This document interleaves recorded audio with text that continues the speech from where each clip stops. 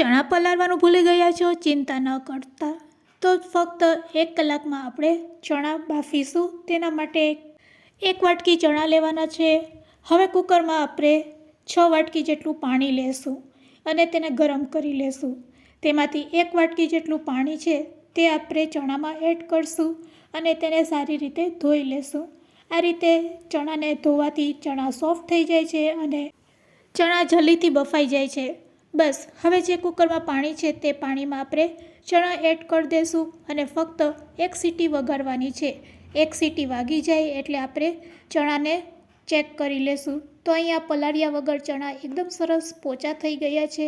હવે તમારે શાક બનાવવું હોય કે ચાટ બનાવવો હોય તે બધી વસ્તુ એમાં એડ કરી દેવાની. ફરીથી કુકરનું ઢાંકણું બંધ કરી 3 સીટી વગાડવાની છે એટલે તમારા ચણા એકદમ સરસ બફાઈ જશે. છઠના દિવસે પણ જો તમે ચણા પલાળતા ભૂલી ગયા હોય આગલે દિવસે, તો તમે આરામથી આ રીતે ચણાને બાફી શકો છો અને ચાટ ખાવી હોય તો પણ તમે આ રીતે ચણા બાફી શકો છો.